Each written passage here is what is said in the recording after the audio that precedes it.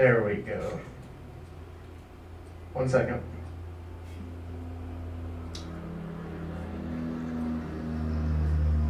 So Kellen, I was just telling Tony, Kellen is coaching softball.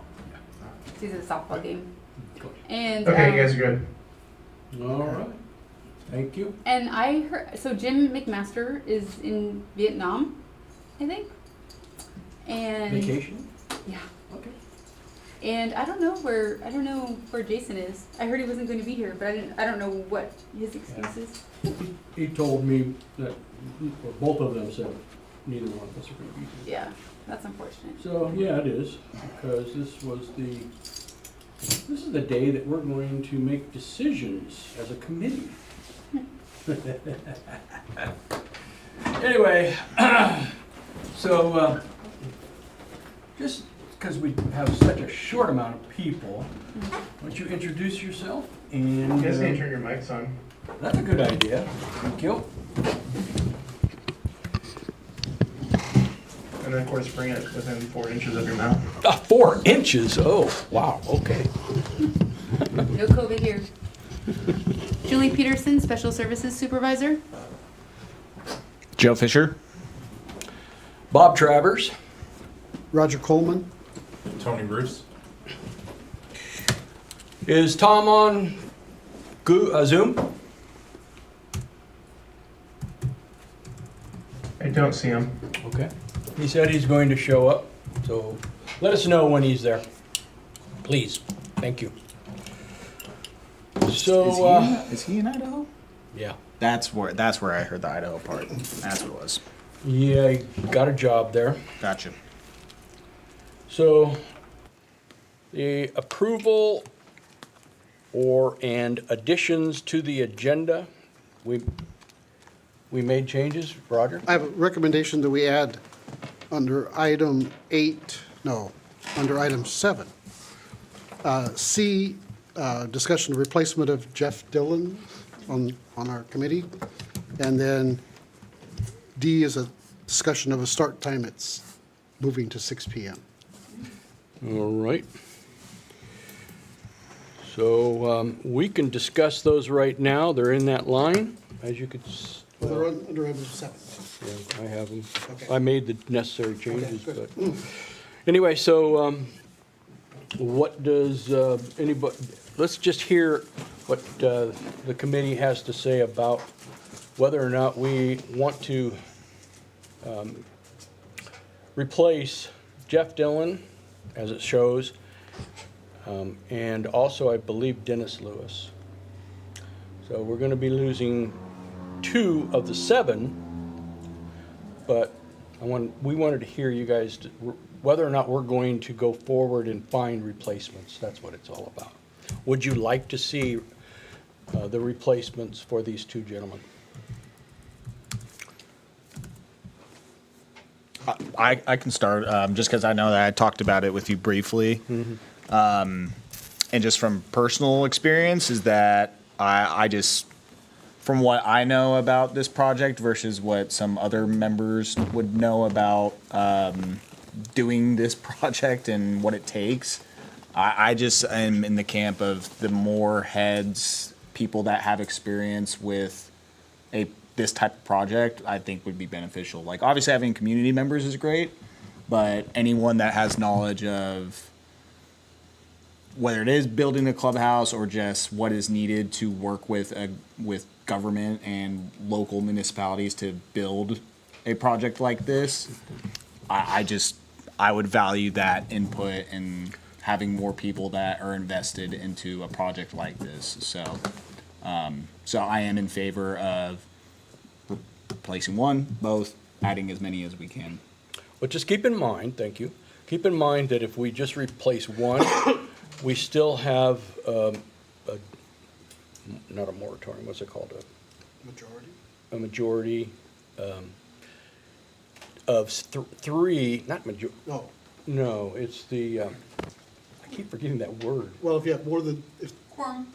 Quorum, thank you. If we had have to have a quorum, it would be 3 and 3. So no matter what, if we went down to, or if we went up to 7. We'd have to have 4. That's a quorum, yes. Yeah, okay. And so we can deal with 3 individuals, like us 3 can get together and not be subject to the Oregon state laws. Yeah. As far as public. Yeah, I'm fine with adding just 1 extra then, so that way we can keep it at 3 to have a Well, quorum, then, Yeah, okay. What do you think? Roger? I kind of agree with what Joe was talking about. It's important to have, I think, more input for the committee. But I think we should have our membership at 7 so that we don't run into problems with an even number. So if you have 3 yes, 3 no, then what, you know? And, Yeah. and then the second thing is the ability for 3 people to get together to talk about something without having to have a public meeting. So I would suggest that we keep a roster of 7 members on the committee. Okay, thank you, Roger. What do you think, Tony? Torn. We have 5 really good members that are up to speed on what's going on, the recommendation. And to bring 2 folks on that are new to it, to understand, you know, even where the footprint of it is gonna be on the site, the area it's available, what the, you know, researching and doing all the study of what do we wanna see in this clubhouse. It's gonna be a steep learning curve for them. But that said, tonight, we're gonna, the 4 of us, and assuming Tom shows, will make our recommendation of what features we wanna see in this, that we're gonna move forward into the feasibility study Yes. and the priorities of that. So that decision may have already been made if we find 2 more people that wanna be involved in the procurement of, you know, recommendation of the RFP for the feasibility study, the RFP for design, and the selection of a contractor, so we don't just do a low bid. Having those 2 extra people on board for that may have a background in that type of public contracting would be a benefit. Great. Let me put that down. Julie, can you explain the process of getting committee, members of the committee, the process the board has to go through, the board goes through an approval process? Or Yes, you just have to let Kat know. She will advertise the positions. And then she'll present them to you at the next advisory meeting, and then you vote on them. I was trying to think of somebody that I know, somebody that's down at the golf course a lot that has construction experience and has golf course experience. I'm trying to, I wonder if Kellen would have any suggestions. Probably. But there is a formal process Yes. that we have to go through Yes. to add. Yeah, and you go to the CPRD website. I mean, if somebody calls or emails and asks for to fill out a one online, they can do that. But so then she will gather all that information, and then she will present it and give it to you at the next advisory meeting. So she can email a form that's on the website, right? I would suggest even having something put out on our Facebook page, any of our social media pages that we're looking for somebody. I think at the last board meeting, Bob kind of brought it up that we were having a vacancy maybe, and I think they came back to Bob and said, bring us your recommendation at the next board meeting, so so I think that's. I think it was Kat, suggested that we look at the 2 names, in fact, she sent them to me, the 2 names that they put their application in. Oh, okay. And so I Did she give that to you? Do Yes. you have that? yes, uh-huh. Okay. And I went and I approached one, and he never got back to me. Okay. So, the other one, I don't know, I guess we could, but there was only 2 there remaining. And my feeling is that I would like to have 7 people on the board. Even though it's gonna be a time of learning and, catching up, because of exactly what Roger said. When we come to the point where we have to gather more information, it'd be nice to have more people, or decision-making, especially if somebody has some expertise on construction, design, et cetera, et cetera. If we can find somebody like that, that would be ideal. So my vote is yes on that, and we'll just go over that later, so. We won't put it up for a vote. So there were two, I was the last one to join the committee. Yeah, So there was two other applicants that applied the same time I did when I got the appointment. and Joe. No, I was here from the beginning. Were you? He was Yeah. on the original. Yeah. You were? Original five. Yeah. Oh, okay. 5, 6. Yeah, But neither one has gotten back to you. so if, you might know them, I don't know, but if. I'll I give don't know you their names. If you could I'll forward. give you their names afterwards. So it sounds like the recommendation is that go to the board and we'll ask that we have fill all 7 positions. Yeah, does this have to be a motion? I took that as a different way, that we Oh. don't have to ask to fill, that we have 7 approved, we just need to give them 2 more names for them to appoint. Yeah, you don't have to go to the board. It's not something it's just, they are approved by the advisory committee. They just have to fill out a form, they present it to you, and then you decide if you wanna add them. The So- board doesn't decide. The board doesn't I decide? don't think so. Because I know that there Hey, was, Richard? they were filling positions for Yes. something Advisory? last time, but the board had to approve it. Oh, yeah, I guess with the pickleball advisory committee, we did do that. Yes. Yeah. That's right. I The board forgot. has to approve it. Yeah, I'd forgotten about that. I was thinking that it just had to go just to the advisory committee. But I think you're But right. we make a recommendation of the 2 names of people to add to our committee, to the big district board.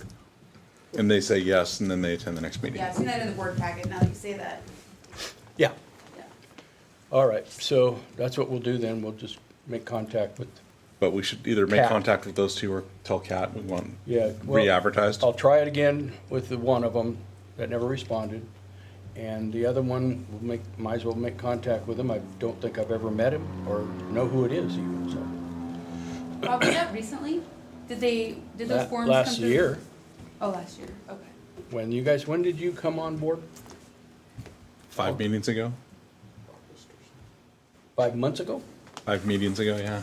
Okay. All right. So we'll just leave that up in the air at this point. And, let's see what happens here. We'll make contact with, did you say Cat. Kat? Yeah, okay, call Kat. And she'll advertise it for you and, Got it. All right. The second one is the changing of our time. And I wanted to hear from each one of you guys how you feel about changing it to 6 o'clock. I was hoping we could go Tone. earlier. Huh? I was hoping we could go earlier, Okay, earlier. so I can get home and have dinner with my wife. Wow, that's a novel idea. And that way Julie doesn't have to stay as late. Okay, But I'm not in favor of going later. you are not. That's a no then. Okay. Roger? I don't really care. I'm retired and I could 5, 6, 8, doesn't matter. But I heard some concerns about people couldn't make it, were having trouble making it at 5:30 because getting off work and getting here. Yeah. So that was but I don't, So you don't care, I so don't it's a yay or nay? no, I'm neutral. Neutral, okay. All right. I am in favor of changing it to 6 for basically the reason that 5:30 it's sometimes harder to get to, especially if you have a 5 o'clock meeting or you're just getting off work at 5 o'clock and you have to rush home or you have to change clothes or what have you. So I think 6 o'clock would be better, but I'm open to it, but right at this point, I would say I am a yes.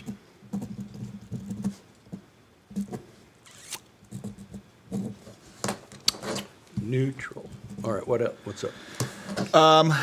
I could, if I had to make a choice, I'd say 6, but I'm kind of neutral as well. Like, same reason. I feel like everybody has personal reasons why they would want it to be at one time versus another. If it's 5:30, I mean, thankfully we have technology to allow us to join even if we can't make it in person. So, I'm fine with it at the time that it is. As it is. Yep. So that's a no. But if we move it to 6, I'm okay with that as well. So, not much of a definitive answer one way or the other, but because I see Tony's point in that if we're here till 7, it's a little bit later. Yeah. But also working in Portland and getting off at 4:35, driving here, You? Yeah. But getting off at 4:30 is doable on Monday, so it's not the end of the world either way. So. Well, does anybody show up at 5 o'clock in some of these committees? No. Hold on. The pickleball advisory committee, they would prefer to meet at 5:30, but they changed it to 6 just because there were people coming from Portland and McMinnville, and it's up to you guys. Whatever you want to do. Okay. All right. Bonus points if you do it all on the same day as them. No. Okay, so we got 1, 2, 3. Tom's not here yet? Nope. All right. So let's move on. Okay, going back up to approving the minutes. We forgot that. I haven't seen the minutes for months. No, it just seems like a month at least. It's been 4 weeks. Anyway, I don't think there's been any changes. Do you recall any changes?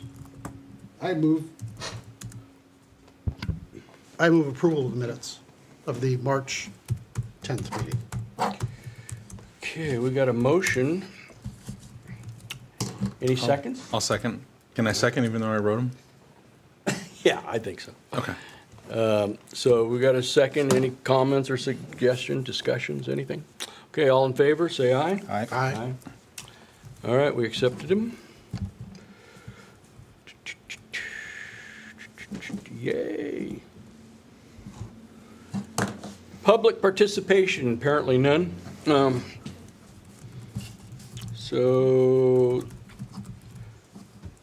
committee, the next one is number A, committee members report on top important ideas from the group reports. Now, I just want to start by saying I just got finished reading the long-awaited dissertation, as I called it, which was excellent, by the way, Joe. Oh. And it is impressive. I mean, I have to say, you did a lot of work on that, and I give you kudos on that one.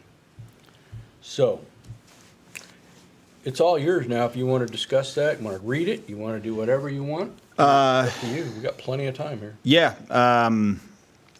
Some that can be obviously posted and shared wherever, but looked over all the surveys that were filled out online, the ones that were filled out in the Clubhouse, and then were added to the spreadsheet, and just wanted to get an idea of what some of the majority of people were saying in the surveys and what some of the top new features that were commented on as far as what people would like to see. There was a lot of comments on golf course related things, like, just things to improve the golf course, which I eliminated and just didn't focus on because that is not what we're here for.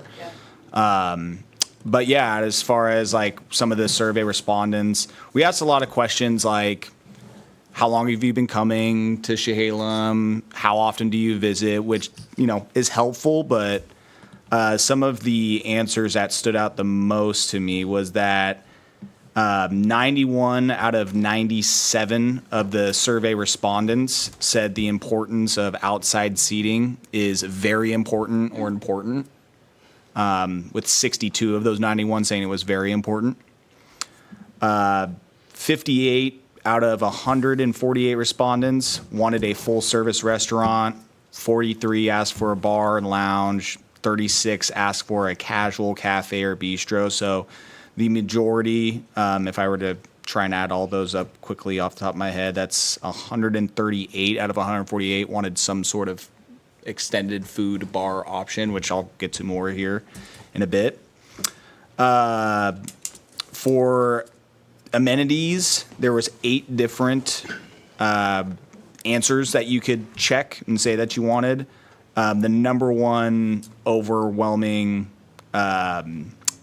response was Pro Shop, 82 answers there. Number 2 was a meeting or event room with 36. And number 3 was a locker room with shower, 28.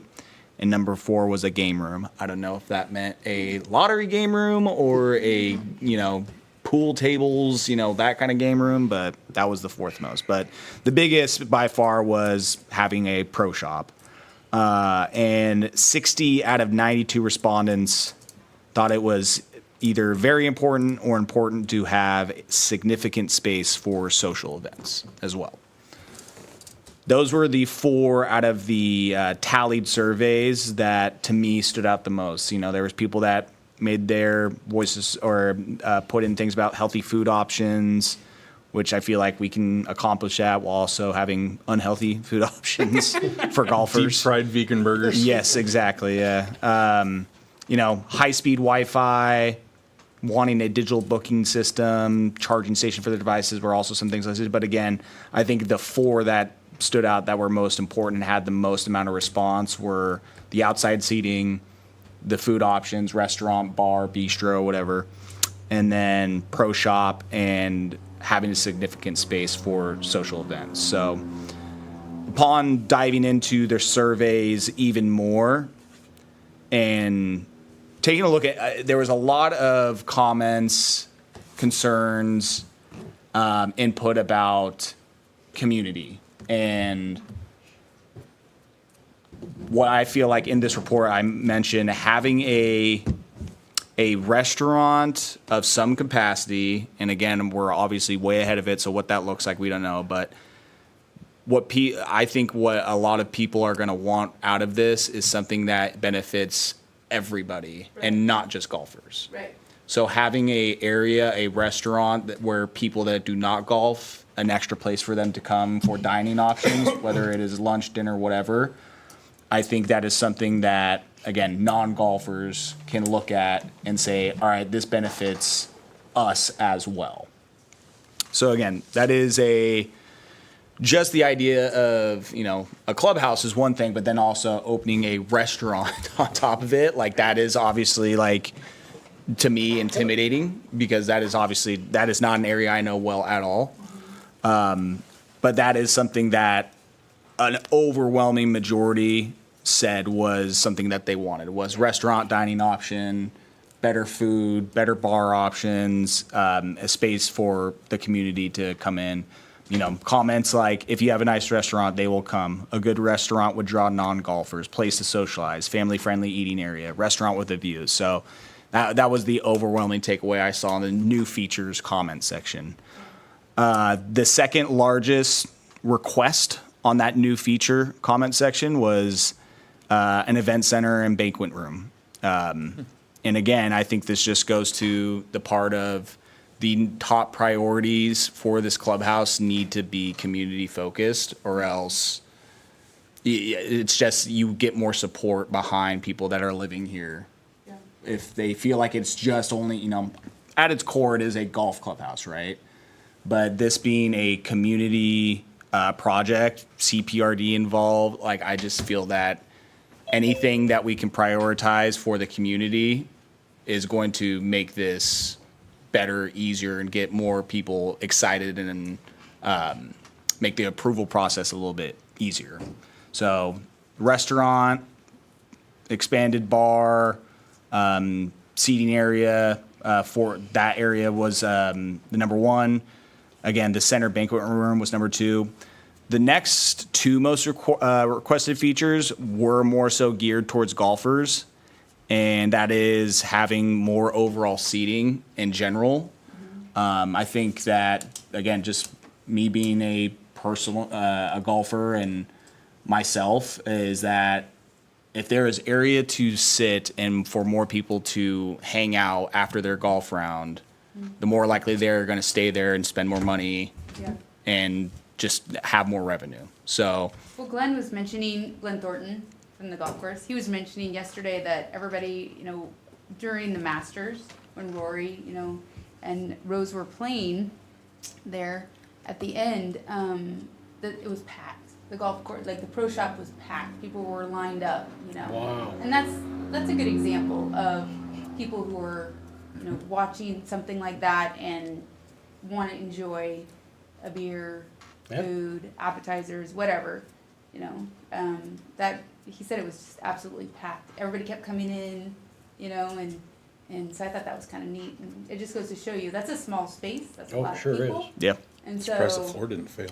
it is something that people would be purchasing, food and things like that. I think that's a big advantage. Yeah, and it's just no. I can personally say that there is probably a lot of golfers that don't even think to stay around Yeah. because they know there isn't a lot of space in there, or they don't bother to look. And if there is someone at the 1 or 2 tables, then they're not going to stick around and have a beer. They don't know what the beer options are, like it's Yeah. just. If you've played here enough time, spent enough time at Sheham Glen, you know that the options for seating and that communal area is lacking Right. for I golfers. agree. And then the last one was, again, the pro shop aspect, people wanting more options for golf equipment, gear, clothing, accessories, and just having more of that selection and having a dedicated space for that.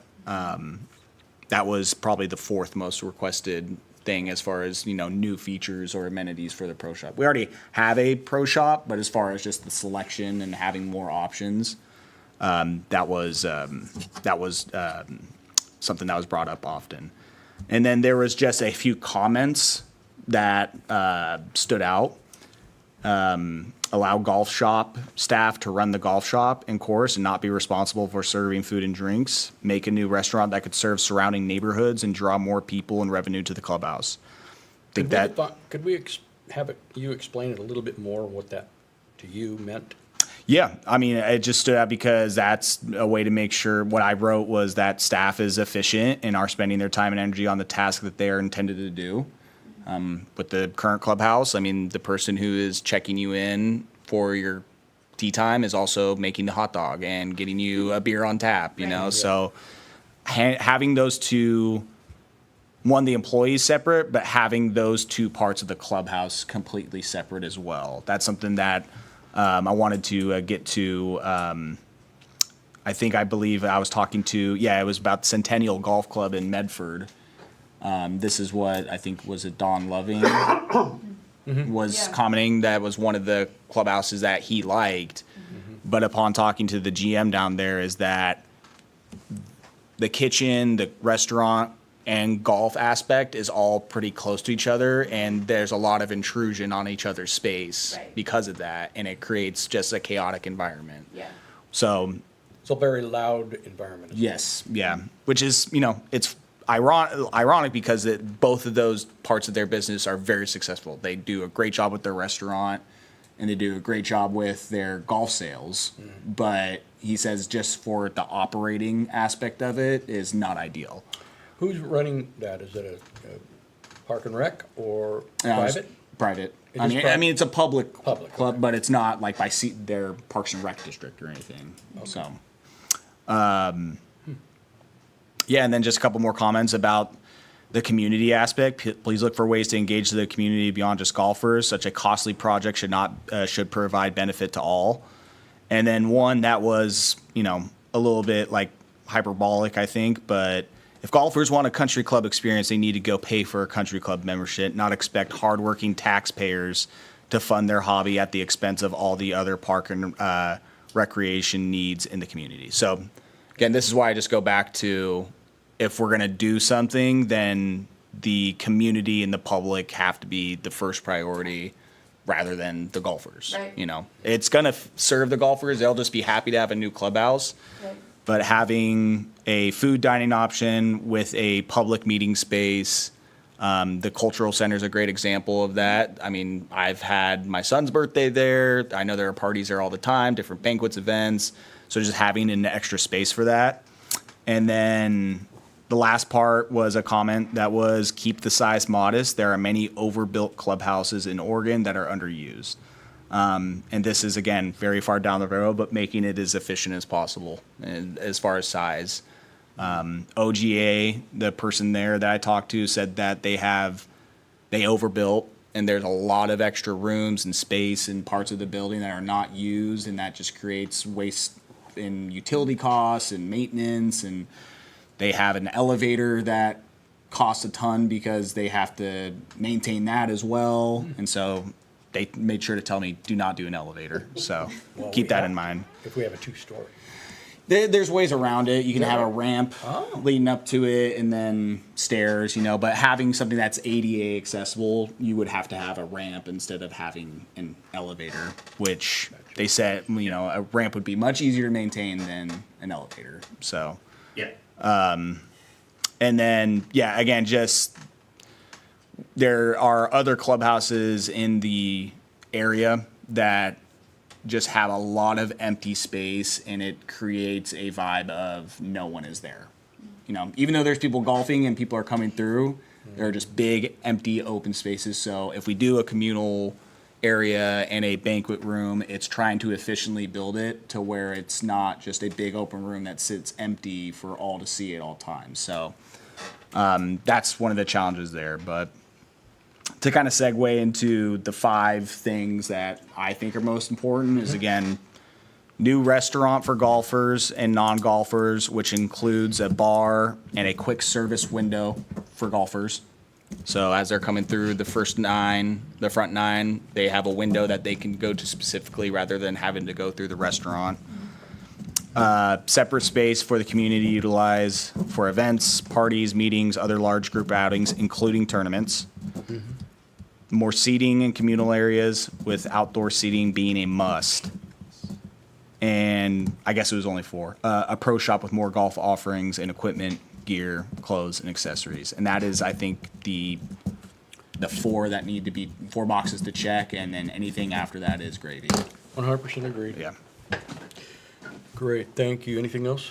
No, I mean, again, I have this whole thing that I wrote up, and Yeah, and it's in docs, by the way. yeah, it's in Okay. the folder. So Perfect. yeah. It's already in there, I believe? Yep. Yep. Yep. And so, I gotta find the connection to it, so I've lost that, so. As soon as I can do that, I can look it up, or I can look it up on my phone, but can't find it here. Yeah, so I mean, I just tried to meld in what I saw from the survey results and what the public wants, tried to mix it in with what I had heard from the 3 courses I talked to, OGA, Centennial, and I wanted to make sure we talked to them because that was, again, a place that Dawn expressed interest in as far as it being in, inspiration as far as what to look or go after. And then gosh, I'm already forgetting there's OGA, and then there was one up in Washington as well, Mint Valley, I believe. Yes. But yeah, I just tried to take those surveys and then what I had learned from talking to those other courses and keep all that in mind. But also, and I know that we'll get to it at some point, like I don't know if you had talked to Kellen yet. I have, yeah. And met with him as far as like what I feel like what they need is, supersedes what is wanted from the public. So Do we have his? Yes, Good, so it's in the doc. okay. So just so you know, we uploaded all of the Yeah. docs from the individuals Yeah. and the surveys and various things that we had in our possession. So let's go with Tony now. What do you think, Tony? I agree with those top 4. 100% did. When I think of my favorite course, that's not Chehalis. Going, Hood River Country Club comes to my mind. Oh, is that right? And one of my favorite features of that is the outdoor seating.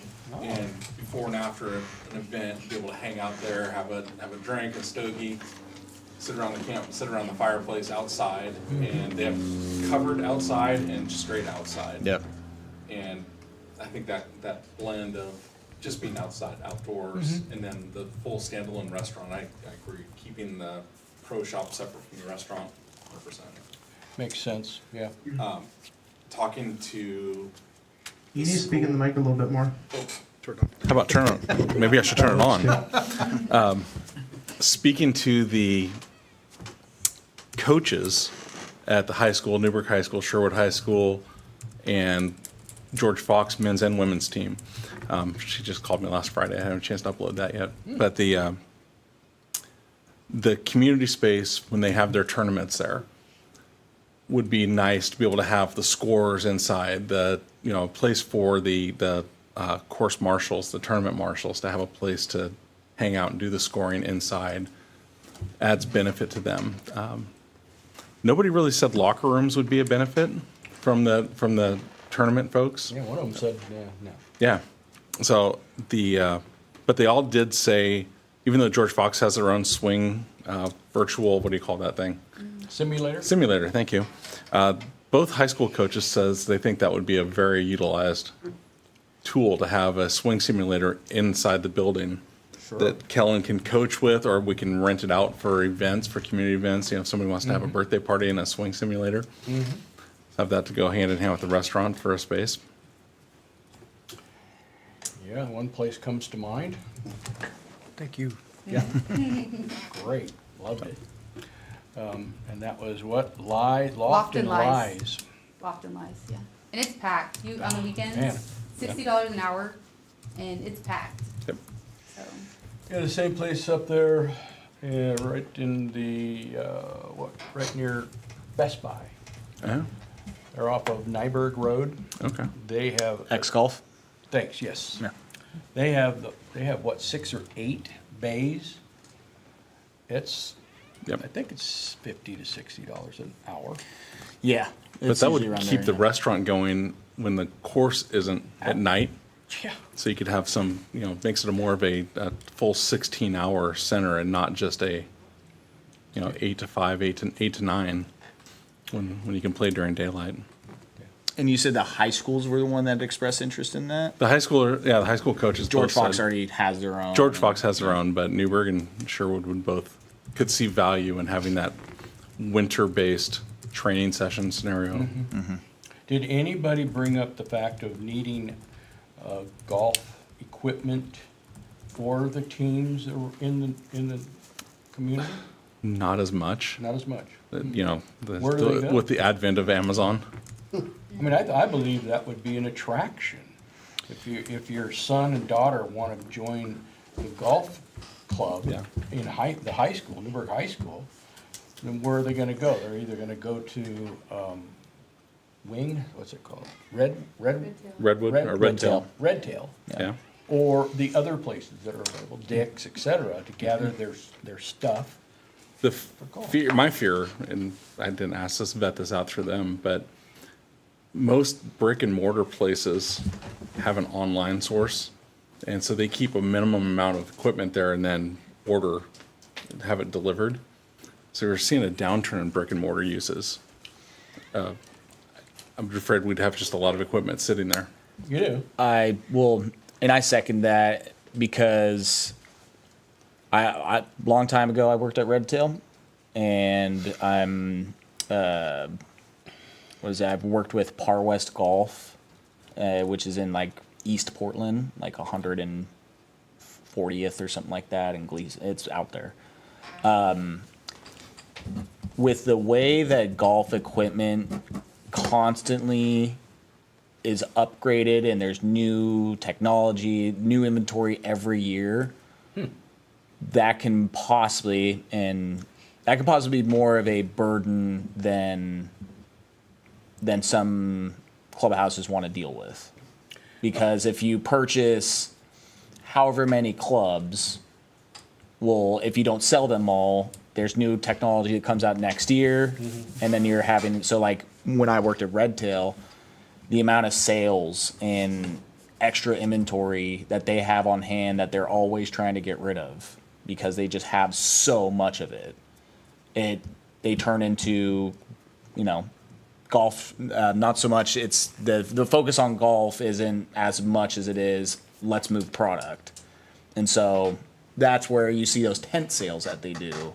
Yep. It's because they have so much inventory from years past that they're trying to get rid of.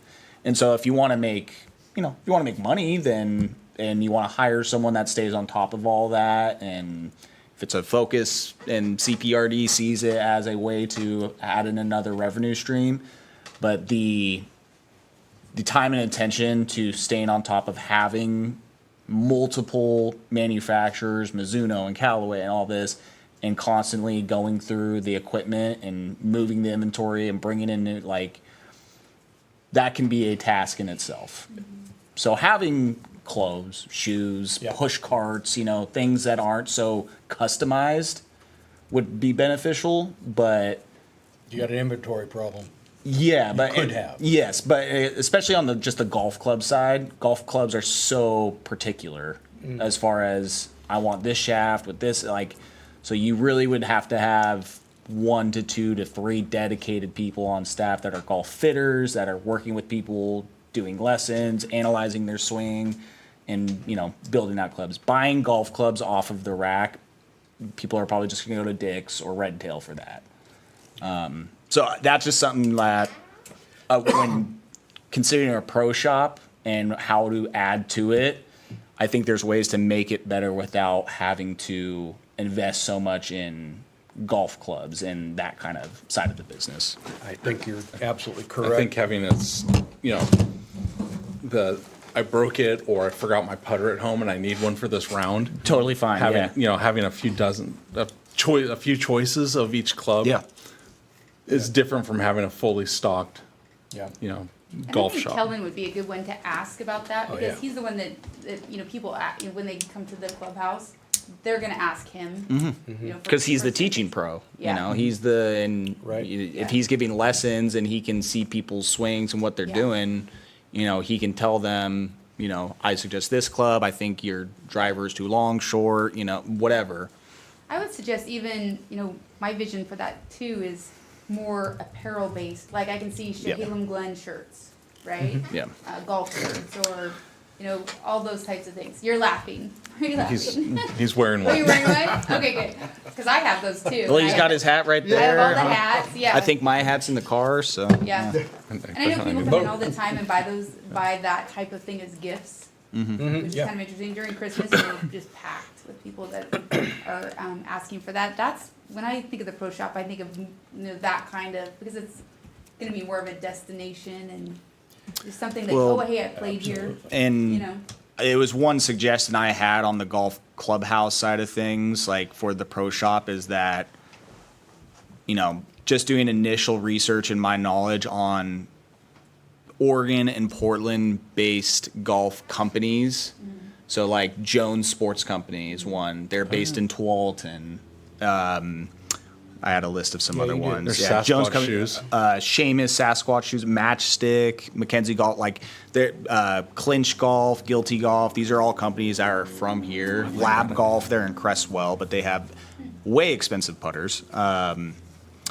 Having sort of a local vendor section of the clubhouse even that highlights local Portland, Oregon-based golf businesses, I think would be an intriguing part of the clubhouse as well, along with Shane Glen branded stuff, some golf equipment, where again, if people need something, last minute. But I Case think, of balls. yeah, exactly. I mean, and the clubhouse has some of that, but I think just Sure do.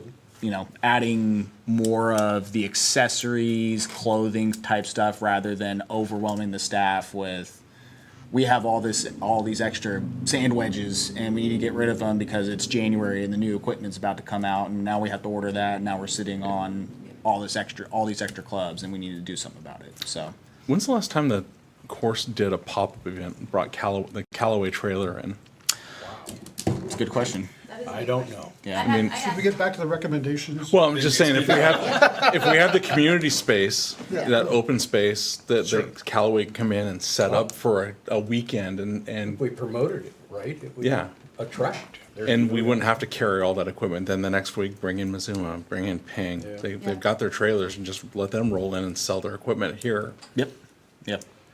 I would say that would be a great thing to do, Yeah. once we get it built. Yes. Again, that's one of those where, same with the restaurants, like how you want to operate that clubhouse aspect. But I think that trying to be the golf fitters and let's get you in a bag, like there's places that already do that around us, and they can spend the time and manpower and brain effort and doing all that, you know, so. All right. Thank you. Roger? Yes, I put together my list. Creating a new clubhouse is an exciting opportunity to design a space that fosters community, relaxation, and various activities to ensure that this clubhouse meets needs of all users and provides a comfortable, inviting environment. Here's some suggestions. Restaurant, snack shop area, bar area, outdoor dining space, seating. This is what I gathered from our information. Separate structure to accommodate banquets and other activities such as weddings. Facility that blends with existing environment and supports sustainability and supports non-golfers. Financially viable and keeps cost of golf and food reasonable without increased taxes. Pro shop that could include a simulator. Adequate parking with provisions for overflow and deliveries. Accommodate future third 9 holes and other uses of space. Future-proof facilities including Wi-Fi, EV charging, meeting room, AV needs, flexible meeting spaces. Facility constructed that keeps operation and maintenance costs to a minimum. Consider third-party operation of restaurant, banquet, and meeting spaces. Good. That's what I gathered from our reports. That's good. All right, thank you. Tom, do you have anything? Yeah, I guess a couple of comments. I guess from a standpoint of, like I said, a couple things. One, you know, I wanted, Julie made the mention that yesterday that, you know, at the clubhouse that, you know, it was packed with people that were watching the Masters and that type of stuff, and you know, get just the kind of a community feel. And I can tell you, you know, yesterday, you know, I've been stuck here in Idaho for the last 7 months. I played golf twice, and the only place I played is Lakeview Golf Course, which is owned and operated by Meridian Parks and Rec. They're a prime example of a community-based clubhouse that's, you know, publicly operated. They've got probably 24 to maybe 30 spaces that are dedicated cart parking for, you know, private carts that are right next to the clubhouse. They've got a big parking lot, right, which is out of ways. So if you drive your own car, you gotta, you know, walk a ways to get up to the clubhouse. But anyways, the point being that walking in there yesterday, I went out and played and got done, you know, right at the end of the Masters, walked in there, and the place is absolutely packed. The clubhouse is absolutely surrounded by personal golf carts and people that are, you know, eating, drinking, you know, having a great time, enthusiastic. I mean, it's truly a community meeting space for the community. And granted, it's a course that has all 18 holes are lined every inch of the way by homes and a big out surrounding neighborhood, but that draws a lot of people. But it's the same concept, right? You know, and you know, it's a single level, probably maybe 4,000 square foot clubhouse with a restaurant and a bar and club, you know, a pro shop, but also with what we've would like to do which is a tuck under garage space for all the carts and everything. Mm-hmm. So it's another really good example of what we could do and promote that stuff. And then I think, Joe, I think you laid mention to one comment that somebody, or comments you saw that were, you know, people are not into or don't want to spend our tax dollars on building a clubhouse or anything of that nature. So my comment to that is, I mean, it's been a comment for a very long time, and that's not how we got this course built. It was on revenue bonds, which are a difficult thing to do, but it's also based on revenue that's generated from the course. And so trying to limit the amount of dollars that we take, whether it be from SDCs, we sure as heck don't want to take from general fund, but you know, whatever we can generate, you know, whether from the revenue from the golf course or outside funding, that we need to focus on, and not focus on trying to get SDC dollars or additional tax dollars, because that's going to be a really, really hard fight. So that's my 2 comments. Awesome. I'll add to that, because what the parallel or the like comparison I have for what Tom just mentioned was like the Portland trying to get a new baseball team and build a new baseball stadium, and they've said, well, we're going to use bonds for that. And that is, you know, like there's something they enacted 20 years ago that's like we would use bonds, and like, even with that being said, public perception is, I don't want my tax money spent on it. And it's like, no, they can say it a million times. They're like, that's not going to be the case. We have bonds that are going to be set aside to pay for it. There's still a public perception that if it is CPRD owned golf course and they're building a new clubhouse, well, that's not right. Like they just, it's almost like in one ear out the other. It's like, you're not paying for it. You're not paying for it. So that's why my interest in making it community first and putting them first is the perception to them. Like, okay, we were thought of this in this process, regardless of how it's paid for, because I hear you. It's like, we're not going to try and use as much taxpayer. We're going to try and use as little as that is possible. Right. Trying to then have it be beneficial to the community, so that way they're like, okay, well, my tax dollars did go to something that serves not just golfers, it serves us as well. So Yeah. I just made a recommendation to the board to, we have Bonnie Benedict Preschool here and pre-K. And so we've been having some problems there with enrollment, and there's some free preschools here in town. And so I made the recommendation to the board to, after 55 years, unfortunately, to shut that down.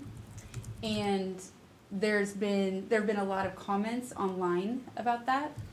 And I think I gave a presentation to the board, but I think it's important to note that CPRD is split right down the middle in terms of, you have basic service, which those are things that are paid for with property taxes. That's, the maintenance, fields, parks. That's what taxpayers are used for, or that's what property taxes are paid for, or then used for. Special services, which Kellen is a part of special services, those are fee-based activities. And so those are things that basically are 100% recovery for us, but those are the things that pay the salaries for special service staff. So we try to, for instance, in our sports programming, that's a special service. The thought behind that is that, you shouldn't have to pay for a 5-year-old to play soccer, essentially. So we try to cover our costs in that. So I think that that's an important message to get out to the community, that even though some property taxes might be used to build the course, that property taxes aren't going to be used to sustain the course. Our goal as special services is to pay for ourselves, and I think that we can do that with the golf course. I think that it's going to be I think it's going to be fine, but I just think that that's the message that we need to make sure that we're getting out there to the public. Yeah, I don't think and that's my point exactly. Yeah. Which is, look, we're not doing this to use tax dollars. It's basically the revenue generated from what your special, I call it projects, but special, Services. Services, yeah. services. That's the money that is used to fund that. So it's self-funded basically at the end of the day. Yep. So, Well, when I took this on, is it my turn? When I took this on a couple years ago with the other committee that Tom and I were on, I saw that there was some people in the CPRD that really didn't care if we built this clubhouse. I got the impression that's what it was. And I'm sitting there thinking, why would you build this beautiful place and not have a beautiful clubhouse? I mean, it just doesn't go hand in hand. And that was one of the most frustrating things, especially when I did have a meeting with Don Clements years ago, 20-something years ago, about this one particular golf course being the most beautiful thing around. And I saw him at the Old Fashioned Festival when he was promoting this. And he basically said, yeah, this is what it's going to be. And there was the clubhouse. So it never happened 20 years later. We're still going. Tom and I have many discussions about this. They still don't see it. Somebody is blindly ignoring what is obvious. And this is what Don Clemens said. If you had the money, wouldn't you build it? And so he told us, I don't know if you were there, Roger, but I heard this from him. If you had somebody that loaned you money years ago and is now coming to fruition, is that the correct word? In other words, it's coming to maturity. And they came back, the lenders for the revenue bond, came back and said, hey, we're more than willing to continue on with this. Yeah. Why wouldn't you do that? And nothing's happened so far. And I've never heard anything about that. I don't know where it lies. But again, it just compounds the fact that there's so many things going on with CPRD now that it's just out of control, it seems like. And all we're wanting to do is this one little thing, and that's to build this beautiful, even a standard-looking clubhouse that we can use as a community goes. You cannot ignore the fact that we have a golf course here in town now. If you ignore it, then you're going to let it go and just forget about it, and let it grow and be overwhelmed. We can do whatever we want. Is there a time limit? That's not my question. No, I Is don't there think there's a time limit, no. So that's my Is there 2 cents time on with the this. committee members? What's that? Is there a time limit with the committee members? Oh, no. Just getting hungry. Yeah. Anyway, that's I have it a for me. question. I have a Yeah. question. Brennan, as a taxpayer, so Brennan is running for CPRD board Yep. right here. What do you think about that? Sure. I think education is definitely. Do me a favor, Yeah, got to do the thing. Yep. sounds good. That's good for that. It's not plugged in. Okay. Here, you can You use can this come right on here. over. Say, yeah. Yeah, Brandon Slider here. So, yeah, I agree. Educating the public, communication, top priority. I can tell you that I know people that think that. They think we don't want any money going towards XYZ. Doesn't specifically golf, but XYZ because of ABC, right? And so some of that is from miscommunication or lack of communication. And so I think my opinion is that CPRD probably could get out in the neighborhoods more. Just, hey, what do you think about our district? What do you think about, in your case, golf course? Would you ever go there? Do you golf? You know, for instance, I'm not much of a golfer, but my son likes it, so I'm taking a greater interest in it, right? Previously, I didn't really feel like I belonged there, right? But now that I've kind of walked around the course and the trails, I'm like, hey, this is a place where more people can enjoy it other than golfers. And letting people know that they can do that, that's a huge priority, I think, that you could, you know, and I'm willing to help, you know, if you want me to knock on doors and let people know, hey, did you know that there's a trail? You don't have to golf, you can walk, you know, there's a clubhouse plan. Would you like to go over there and sit down at the restaurant, the bar, whatever, you know, whatever the plan ends up being? Education is a priority. And with the budget, yeah, taxes are a touchy subject with everybody, right? Oh, absolutely. And nobody wants their taxes raised. Some people want certain things cut or other things replaced. Ultimately, communication. And it's really vague, right? But when you put in that effort, I think that will help ease a lot of the stress with the community. That's a personal opinion, just as a citizen who sees the golf club project and is like, how is that going to get made? And hearing the details and learning in the budget, flipping through the budget committee stuff and seeing that here there's a plan, but nobody else knows what it is. Anyway, Good point. hopefully that makes sense. Yeah, sure Any did. other specific questions or? No. Nope. Thank you. Yeah, I second what he's saying is like, and again, like in the approval process of making this happen, but it kind of seems like, tough in a sense where, like you were saying, where you feel that over the years, this has been very much a, whatever, like kind of pushed off thing.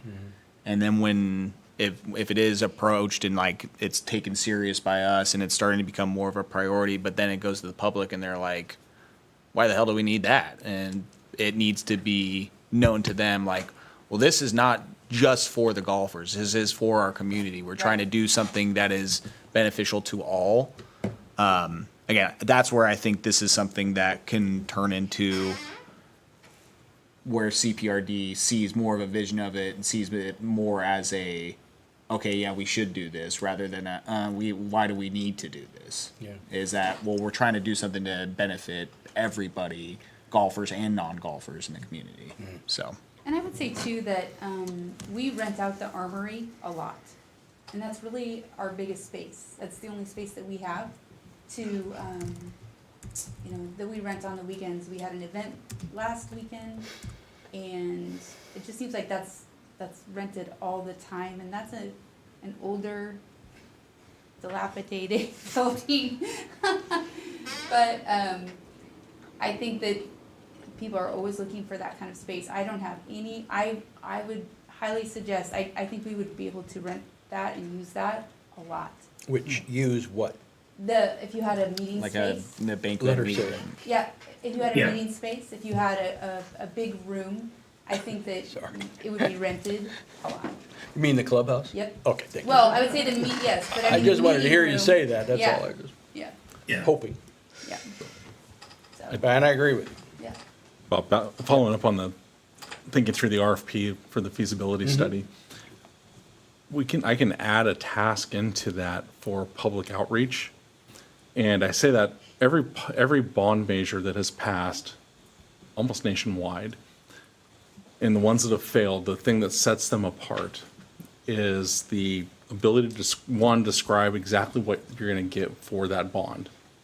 And two, it's showing a proof of how you're using the existing money that the taxpayer's already given you. So as part of the feasibility study, they had a public involvement specialist that could help us put together a messaging plan that works with the district staff, that says, okay, here's the money you have in SDC, here's tax money, here's the revenue bond, and this is how this clubhouse is gonna get paid for. So you can do both of that successful bond type program of how are you using existing money and what money you're gonna use and how much more do you need to build the facility you're gonna get. Wow, that's a great idea. That's a great comment. And Tom, you have anything else you want to say? No, I think it's a very good discussion, Yeah, it sure is. so, It's about time we had a decent discussion like this. I would say too that Yeah. with respect to the aquatic center, they did a lot of door-to-door, knocking and just to explain exactly what we're talking about. This is the why, right? This is what it's going to look like. This is what we could have. But they relied a lot on the aquatic kids and their parents. So I was just thinking, as you were talking, that it might be really beneficial to have the golf teams from, Sherwood High School, Newberg High School, George Fox, out there. Campaign. Once we move forward, that, to have them out there knocking on doors and explaining to people the why and just how exciting this is going to be for our community.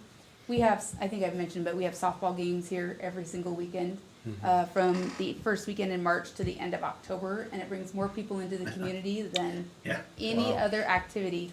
And those are, I think I've said this every meeting, I swear, but it's like they are the ones that shop at Fred Meyer's. They're the ones that are eating at Subway. They're the ones that are eating at Jersey Mike's. Yep. And they're the one that you know, the new motel is gonna be, or hotel is gonna be just packed with Packed. softball parents. Yep. And it's every single weekend. And I don't think enough people know about that. And that is something that, with the new superintendent, we are going to be doing a rebranding. And that reminds me, the golf course reminds me, or kind of is the same to me, that we bring a lot of people in the community that are gonna be spending their dollars. And I think that's an important thing to mention, or, you know, to be a part of that plan that we're communicating Yeah. to people. Right, yeah. Are you, sorry, real quick. Sure. Are you guys connected with Taste Newberg and Chamber of Yes. Commerce? Yeah. Okay. Now that covers it? In fact, that was one of the things that Dennis Lewis brought up, is the tourism. If you were to have a nice clubhouse and event room, you know, places that you can eat, pro shops, that would attract more people into town here. And then you have a nice Marriott here, that is another attraction. Because when, like he says, Dennis says, when people say, hey, what's in Newberg? And boom, all of a sudden, here's a Marriott, and they have Marriott and bonus bucks, or whatever they call it. They're more apt to take that. So, agreed, yeah, there's a lot of opportunity that we have here, and that's why I scratch my forehead every time when they say, well, we're just thinking about it. We just don't know if we want to do it. Yeah, it's Why just. not? Yeah. When you say we want a new golf clubhouse versus we want a clubhouse that is a communal space with a new restaurant that is at the golf course, I think like wording it that way versus we need a new golf clubhouse. They're going to be like, no, you're fine. You just keep using the triple wide trailer, you know, like versus. Can we get down to our recommendations that we want to present to the board? Sure. Yeah. Yeah. So, I think it's, it's been you know, summarized. I can't iterate enough that, you know, funding this new clubhouse, you know, is not completely solely funded by tax dollars. And actually, at the end of the day, if we do go a revenue bond standpoint, then we're minimizing the amount of tax dollars that we're using. Are we gonna have to use some? Yes. Whether it be SDC fees, we're never going to be able to put a bond out like the new aquatic center did. That's, you know, that is paid for with tax dollars and stuff. That's never going to happen. That'll never pass. So making sure that we have the message that, look, we're doing this based on the revenue that's generated from the golf course and donations and everything else, and limited amount of tax dollars, and be transparent about if we do use tax dollars or not tax dollars, I should say SDC fees, because those are mostly paid by developers, even though you pay SDC fees with your utilities and crap. But anyways, the point is that, you know, the message needs to be that this is a benefit to the community in a whole lot of different ways, and it's not being 100% generated by tax dollars. And at the end of the day, if we end up spending 10% to do this, then we say it's 10%. If it's zero, fantastic, then it's zero. But we can't let, you know, if everybody's opinion is that, well, this is all being funded by my tax dollars, it's never going to get done. True. So we need to make sure our message is clear and our path forward is clear on how we're going to do this. So, you know, it's an uphill battle any way you look at it. But we just need to be clear on the messaging that we're sending out Thank you, Tom. and what the benefit is going to be, and what the cost to, you know, everybody in the town. Thank you again. All right, Roger, why don't we go to the next point? Discuss preparation, is that what you're referring to? No, we got, what are the top recommendations? I'm sorry, the what? What are the top recommendations the committee would like to present to the CPRD board? Yeah, I mean, I expressed my 4, you know, another asked for 5, but my top 4 were improved restaurant, food, dining area. 2 was, oh God, let me get, a separate space for the community to utilize for events, parties, meetings, so banquet, meeting room, whatever you want to call it. More seating in communal areas with outdoor seating being a must. And a pro shop with more golf offerings and equipment, gear, clothes, and accessories. So, and I, well, again, I think that outside of the, yeah, like you could talk yourself out of the equipment and the golf club aspect, but at least having, again, balls, carts, shoes, extra clothes, different vendors. Yeah.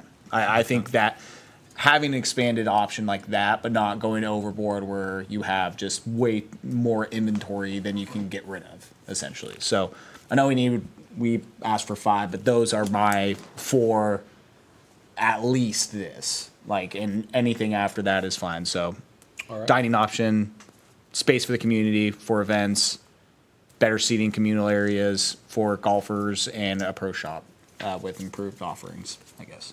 Thank you. Yeah. That's my 4, but, you know, and I feel like, I don't know, most of us are on the same page, but, Okay. yeah. I've got something I put together, I call it the executive summary, but I think it's gathered all these information. I'll pass it around, I thought maybe we could discuss the concept. I'll just go through it real quickly, the concept for the report to the board, this is a thought of it would be I know they don't want a binder, but this was just gathering all the information that we've got as a committee. Start off with an introductory paragraph or page about how the committee was formed and who's the members and process. Who did we contact? The executive summary would be, again, here's the recommendations. These are why we're recommending these kind of things. And then copies of all the different reports we got from the different groups we met with. And then the final section would be some of the concepts that have been presented for the clubhouse and the third 9. This would be kind of just a draft of what the report would look like going to the board. Yeah. And so what I did is here, this executive summary, this is, again, what I kind of gathered is the top 10 or so things, concepts that we kind of heard. Maybe a few of them are in there that this is just a draft, but we can add or subtract whatever this. But then making a recommendation to the board that based on the results of this study, that they contract with a consultant to do a feasibility study and contract with a consultant to do a business plan that comes back and then helps the board make a decision on moving forward at that point. Okay. Tom, do you have 4, 5 to 10 of the items that was brought up with all of the surveys and the various things that we put forth? And if you don't, that's okay. I'm not putting you on the spot, I hope. I don't. I didn't rank them. So Okay. I mean, there's you know, majority of them, like, these are all, you know, viable and good things. So I didn't rank them. No. Okay. So Tony, did you finish with what you were going to bring up? No, the only thing the list is just to add, I think the simulators would be a great add as a top 5. That's what I was going to say. Thank you very much. That is, and it wasn't on anything that I read about from you, Tom. No, I mean, again, this is what I put together. Oh, you did? As far as what I thought were the bare minimum things that stood out the most. Because, yeah, there was a couple things about simulators, a couple things about the locker rooms, but from the surveys, the comments, what I saw the most of, those 4 were the ones that stood out. Okay. And then, like I said, that's just like bare minimum what we need to cover. And then if we do have a simulator for lessons in the wintertime, things like that, like, cool. But I just want to make sure that we are like, what is the most public comments, survey, like what are they saying? Take care of those 4, and after everything after that is gravy to me. So if we can get it. I had a little trip to the emergency room, and so it was a kind of a scare, and I did not have the time after that to put together my top 5 or 10. But I know what I want, but I'm going to hold it to myself right at this point. Anyway, and I'm in good health at this point, but it was kind of a scary touch and go there. So anyway, that's it for that. Anybody else want to talk about that? Can you hand me that over there? Thank you. This was initially what we were going to do for all of the board of directors and the staff, et cetera, but the board basically said, no, just give us some PDFs and we'll be more than happy to take care of everything here. But what I really liked with Roger, what he did was put together a draft, but put together what the reasoning why we got together and started this steering committee. And it was an obvious to a lot of us that this club course needed a new clubhouse, especially when you saw the various dilapidation, et cetera, of the older one. And instead of putting any money into that, why not just start gathering funds and putting together what it's going to cost to build this. So I really appreciated what you did here, honestly. That was great. And then the executive summary is another important factor which you will be getting as far as the board of directors and the staff, because it pretty much tells you what we as a committee feel about what's going on here and what we would like to see. So please don't ignore what we've put time and effort into this, all of us, because that's something important to every one of us. So thank you very much again for doing that. That's great. But you guys have been fantastic. All this. What is the ask of the district board? Is this just an update that says here's what the committee, after all of our research and our recommendation of our top 5 Well, that's the next features to be question. studied? Yeah, that's the feasibility is what the next phase is, Yeah. apparently. And we are just waiting for the board of directors to pass that budget. And then we'll have the funds to start the feasibility study. Apparently, that's what I gather. Okay. So that's what we are waiting for. What we're doing here is as a committee, we got together. This is one of the last times that we're going to get together to have this opportunity to put the package, if you will, or report, if you want, together for the board of directors. If you see what the CPRD staff did for us, they created a docs, and we are able to upload all of the docs onto this, and now they'll have the capability, and I don't know if it's open to the public, I don't think it is, but I don't think it is. okay. It To will be if the see board sees it. what we have done for the last almost a year. So I think if I was to make a recommendation for an ask of the board, Yeah. is, because I'm volunteered to write the draft RFP to be sent out. Thank you. So Julie got me in contact with Casey, who gave me the draft RFP that they used for the pool that I can use as a cool. template to start with. Cool. But to fill that out and start that process, I want to integrate this, after what we talked about tonight of our top 5, So if we were to make a request to the board as an update, or just get them generally saying, yeah, we concur with your committee's finding, these are the top 5, 6, 10 things that we'd like to see studied in this feasibility study.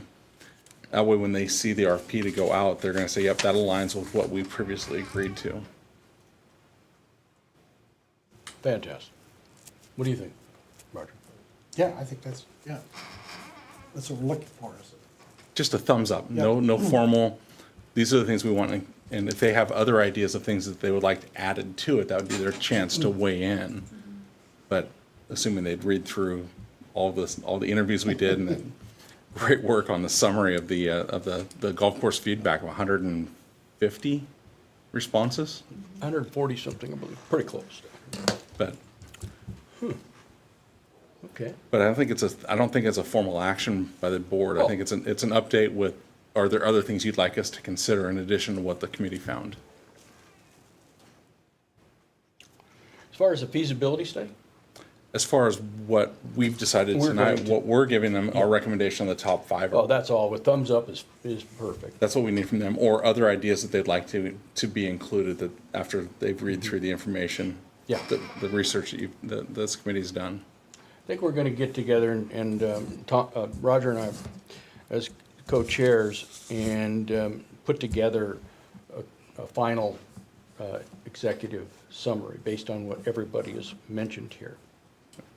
So when that is done, then we're pretty much ready to present it. Just timing wise, I see, we got an email from Kat this afternoon saying, I am confirming that the committee's recommendation on possible board action in regard to the newly created vacancy on the 24th, and then also somebody stopped on behalf of that. But then we talked about presenting a kind of a summary report to the board of our information, and that the final report would be coming in a format that they want in the next few weeks. But at the April 24th meeting, we would provide some kind of a summary of our findings. And I suggested, suggested a little PowerPoint presentation. I'll pass this out, give you an idea of thoughts there. Roger, did she give you a timeline as to when you need to have that Well, information to her? from what I Because- understand in the past, you have to have it at least by the Friday before the board meeting. Yeah, I was just gonna say that. Before- You should have it in by this Friday. Right. Yeah. So the idea on the PowerPoint presentation was to just, again, summarize a whole lot of this information we gathered. Who was on the committee, what's our mission statement, who do we meet with, what are some of the key features that we think, that we heard from our reports, recommendations that they contract with the consultant to do a feasibility study, and a business plan. Just a quick summary that they would be aware of what's coming through on the report. And I believe you also added that this is just a draft. This is just, this is just my thoughts, so. Yeah. So For discussion. But we wanted to try to put together something in a format that we can get to the board by Friday, so it can be included in their packet. And Bob would do a presentation at the board meeting Yeah. on the 24th. 24th. Yeah. Yeah, I think we should. I would add, I don't know, I think I might, first time looking at this. Oh, yeah. Yeah. Do things during the meeting, it'd be nice if these were sent out before. Well, this is just a but process the, that came through, yeah. I would take slides 6 and 7 and combine them with an overall schedule of next steps. Because we're not making a formal ask or a recommendation for us. So our ask to them at this meeting on the 24th is, are there things you want us to study in this? Because they've already put the feasibility study and business plan in the budget. Has not been approved. It has not been approved. No. But it's in the draft budget, hasn't been struck out by now, and it's No, But that's as you what I- saw, that's how I last feel. a lot of public comment can come in, good. yeah. So it has not been approved. But I would frame this in the next steps, and give them what our schedule is, to show us being in construction, ideally, you know, start setting the stage of here we're gonna be in construction for this new clubhouse. We expect that this is gonna go forward, and setting the stage for that. You're right. Can you put together some kind of a schedule? You know this to you already, When? huh? Couple, 3-4 weeks ago. After our last meeting, I put it into that Gantt chart schedule. Oh, that one, okay. Oh, yeah. That was discussed, and there were some steps that can't occur when you were putting in the time frame. We talked to Clay. There were some things they cannot do until they get the budget approved. Is he saying we can't issue the RFP until the budget's approved? Yes, Okay, I can slide that out. yeah. So there, yeah. I thought we could put the budget out before the RFP, or we can put the RFP out, we just can't spend any money on that contractor. I think that was his suggestion, it just, this has to be done like the budget. All right. I can update that. What do we need to do from this point on?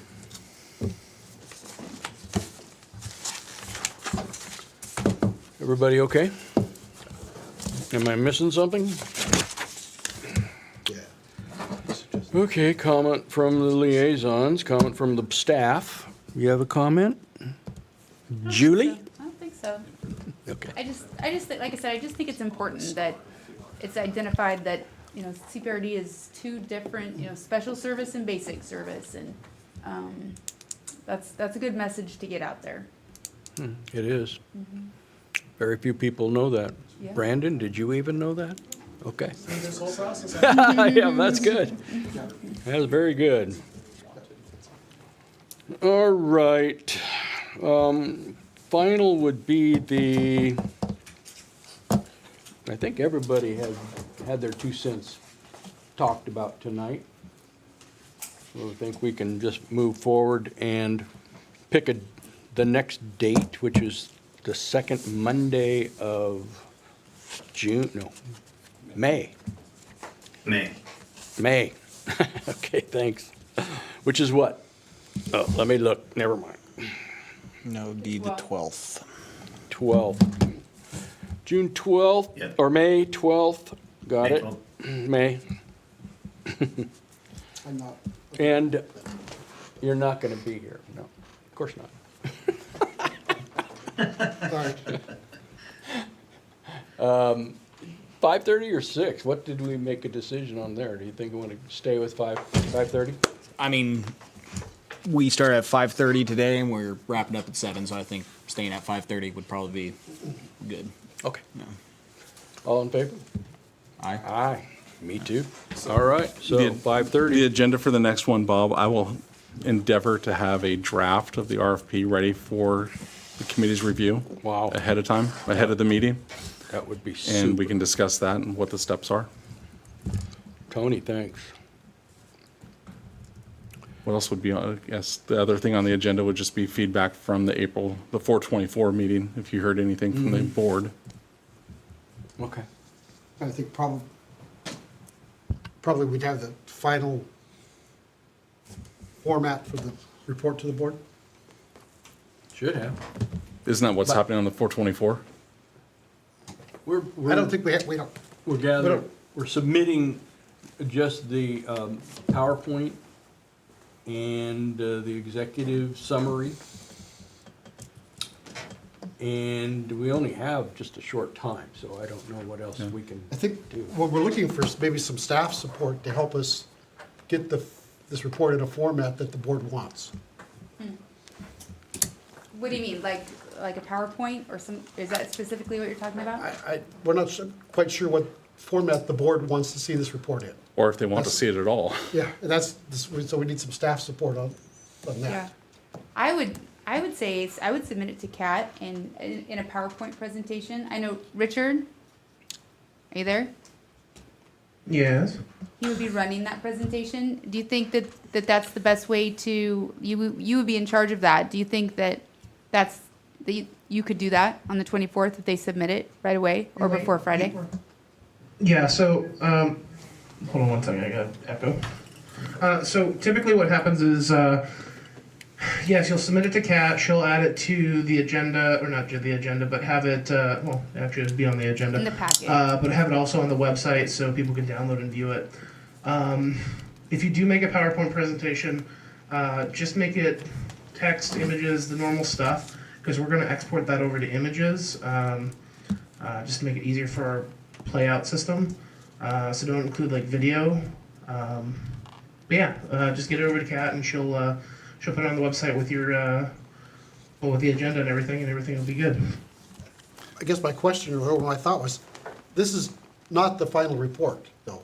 We're trying to figure out how do we get, what's the final report gonna look like? We need some staff help, I guess, to get that, what kind of report does the board wanna have, receive?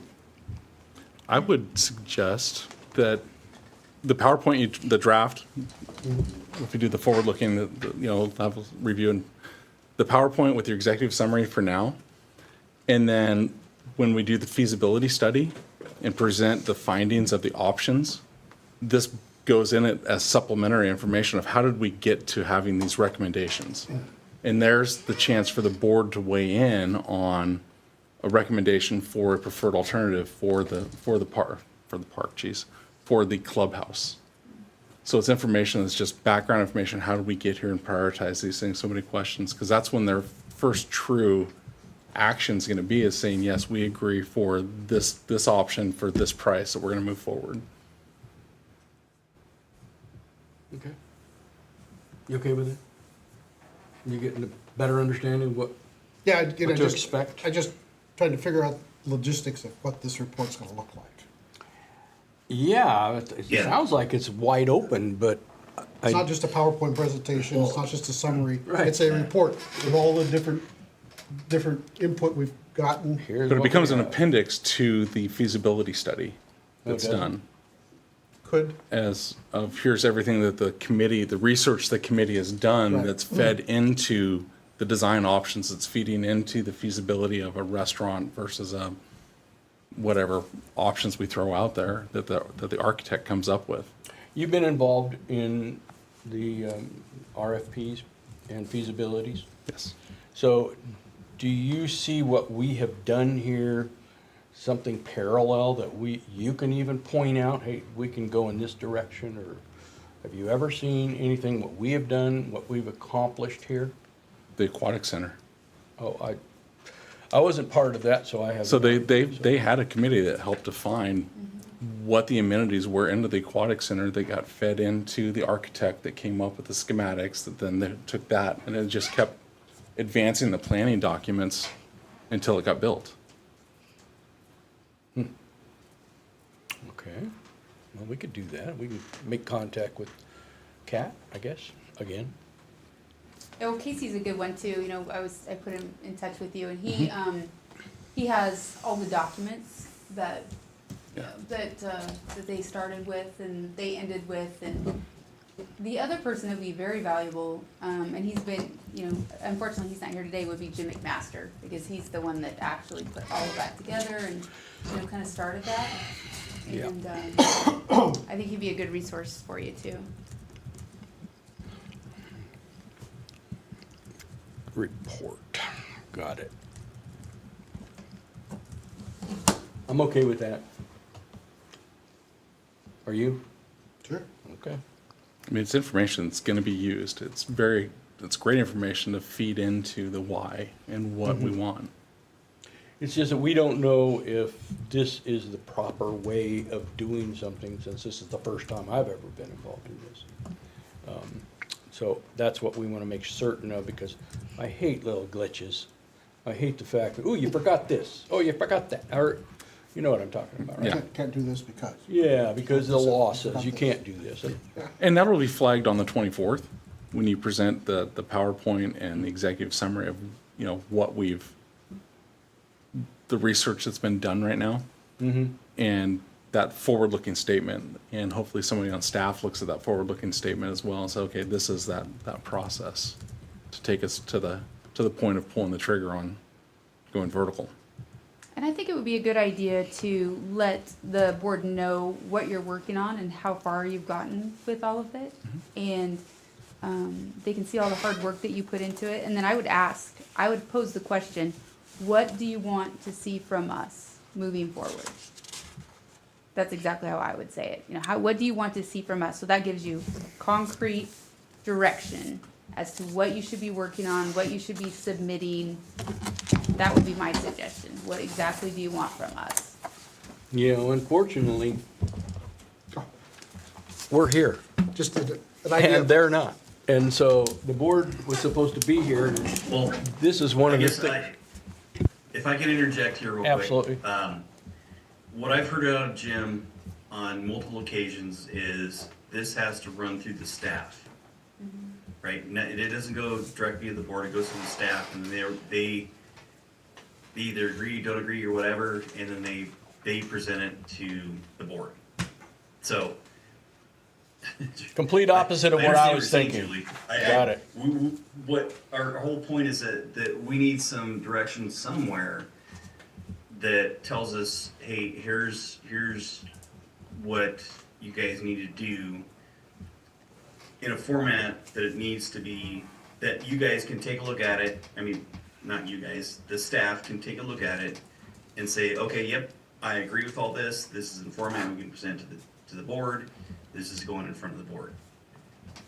Maybe I'm wrong, but that's kind of what I've heard out of Jim on multiple occasions.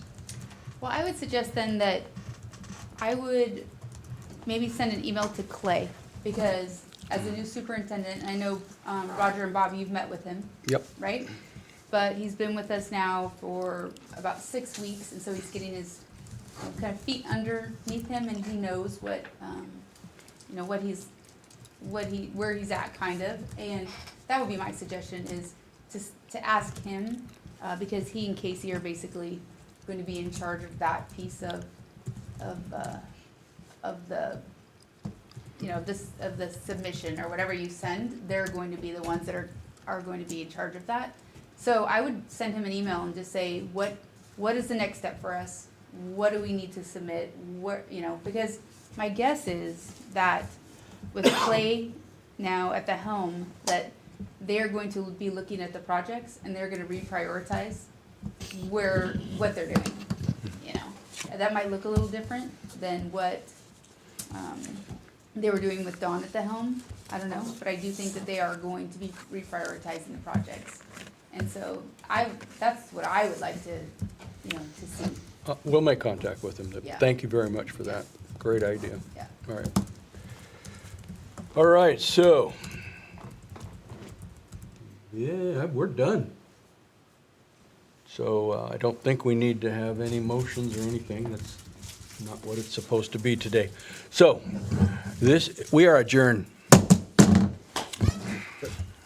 would say get the word Thanks, out everyone. too, to see if. Thank see you, Tom. Nice seeing you again. Thanks. All right, bye, Julie. Bye. See you guys. See ya. Bye. Tom and I went to high school together. Did you really, Yeah. with the twin brother, huh? Yeah. Yeah. Tim and Tom Sheridan. Wow. Did you ever date him? No, I don't. TMI. Yeah. Hey, I'm a grandpa. I can answer that question. Exact same class. That's cool. But I would, you know, if you guys are